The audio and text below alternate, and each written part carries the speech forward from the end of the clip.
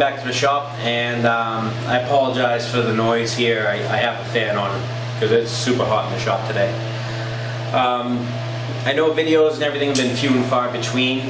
I've been really busy at work and have some family get-togethers and things that I've had to do for the past couple of months. So it was easier for me just to take the time off of doing the videos than it was to try to force one in there. Because then you get, you know, the video turns out terrible, your mind isn't in it, you know, screwing up a project, it's just not fun. But yesterday wasn't too bad. Today's hot as hell. All next week's gonna be hot, but we're kind of getting towards that change of season time. So we should be slowing down at work because we're usually, you know, balls out on the two extremes, extreme cold, extreme hot. Before we get into what projects we got going on, I do want to thank James Deadman. If you don't know him or haven't seen his channel, have a look in the description. He just bought a new lathe and couldn't use the tool blocks that he had, so he sent them over to me. So I have 6 tool blocks for my tool holder and also a CNMG holder here that he had modified, and James, the adjustment stud, broke off in transport, but we'll be able to tack that sucker right back on there and be right back in business, so don't worry about that. So thanks again, James.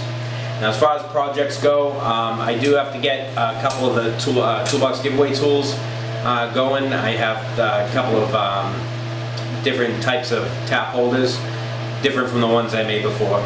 And I also had to make a part for somebody's machinist clamps. I don't know if that's still going on just because I got completely overwhelmed with everything else. I haven't been able to get to it. So I have to double check with that person. Also, we'll be getting to the beginner videos. We'll be starting those up again, but I'm going to start them on a clean slate. So this next upcoming beginner video is actually going to be the one that didn't win, which is the thread measurement, thread pitch measurement using the 3-wire method, a ring gauge, a plug gauge, and a thread micrometer. I just got to get my hands on the thread micrometer, which shouldn't be too tough. So that'll be the upcoming beginner video. And this weekend in the shop, all I did here was build a rack for that's going to end up being a rack for my stock and my toolboxes to keep them over by my lathe. I'll show you a quick, you know, what that looks like at the end here. I also have to do some housekeeping on the channel. I have to kind of get things into playlists and get some of the videos kind of condensed down and put into a more searchable format. So that's one of my goals. Also, I really want to get some sort of shop logo. Like everybody else has a shop logo, so why shouldn't I? So I want to get something like that going. I just don't know how I'm going to do it because you know, I don't know how to use any of those paint shops or anything like that, so I don't know exactly how I'm going to get that going, but that's something that I do want to do. I want a nice logo for the shop channel, not just a picture, you know, something not like everybody else has, but something along those lines. So that's a goal to work towards. I also want to pitch an idea to you guys for a long-term project. Now this is going to be a very long-term project, and we'll get into exactly what it is, but we have a little bit of a story leading up to that. And it'll encompass a lot of things. It'll encompass some lathe work, some metal work and fabrication, some woodworking, and some electronics. I may need some help from you guys out there in the audience for the electronic portion, because I know just enough to be dangerous, you know, enough to make lights blink and things like that, but I need a little bit more help on that. So I may be asking some of you guys out there. Now before we get into exactly what this is something that I wanted to do a while back, a long time ago.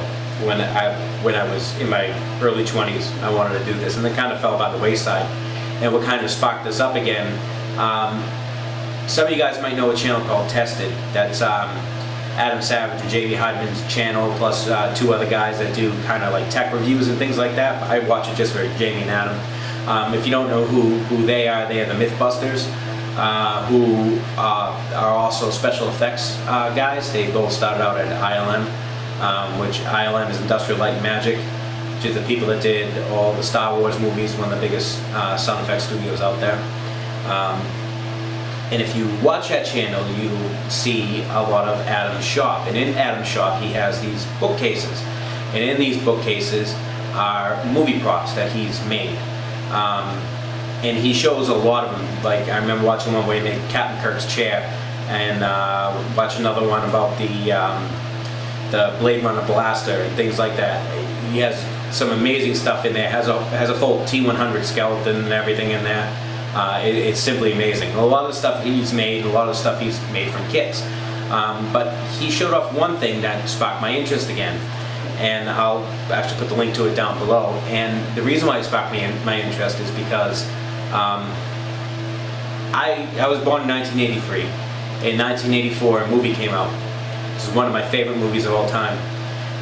In 1989, the sequel to that movie came out, and I actually saw that in the movie theater. And it's a really, really good movie. Not as good as the first, but still up there. This movie was also made into a TV show, a kids cartoon show that I watched religiously when I was a kid. And they're currently rebooting the series and making a third. And even though this movie takes place in New York, they did filming here in Boston, and specifically in Chinatown. And I was at work driving through Chinatown one day, and I saw the most iconic prop from this movie, and I want to build one of the props. I will have to build this prop that I saw, but that's just impossible. But what I saw was the Ectomobile in the movie is Ghostbusters, and what I want to build is a proton pack from the movie accurate proton pack. That's what I want to build, with all the flashing lights, with the sound, with everything. Now you can go online and buy one purpose built, already set up for you, somewhere between $1,500 and $1,800.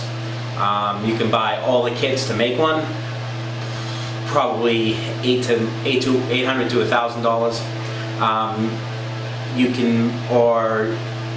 can buy bits and pieces here and there of kits. You know, the kit for the wand will probably run you around $200–300. The kit for the actual pack on the back will probably run you, at least just a shell will run you around $250.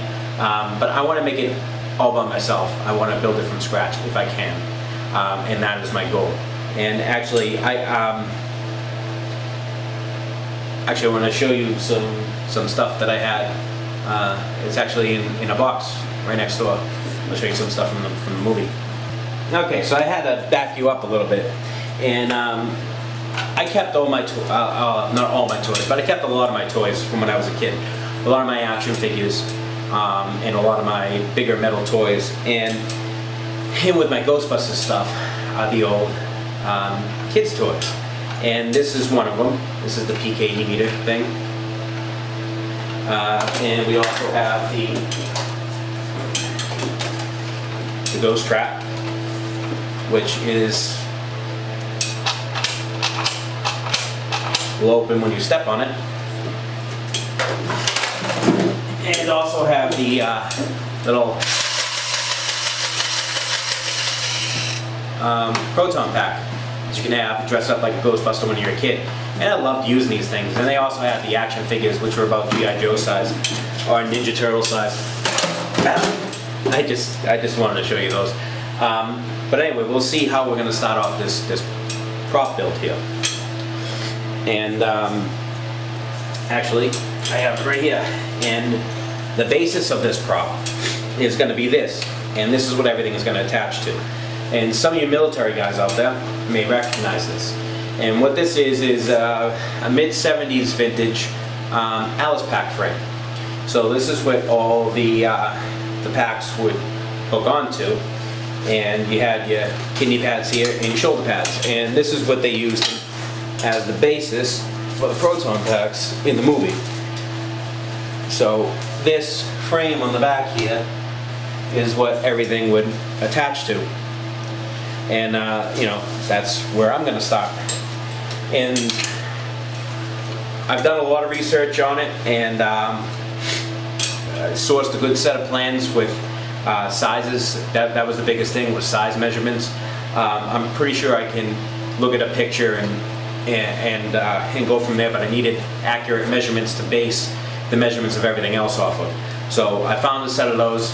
The good thing about the Ghostbusters movies is they're probably second to maybe the Star Wars movies and the amount of information there is about the props. And from everything from these, the Proton packs, to the suits they wore, to the actually what was hanging off the belts, to the actual cars they used, which happens to be a 1959 millimeter Cadillac hearse ambulance combo. So if anybody has one of those lying around and they want to send it on over to me, I'll make the Ectomobile of it. Just saying.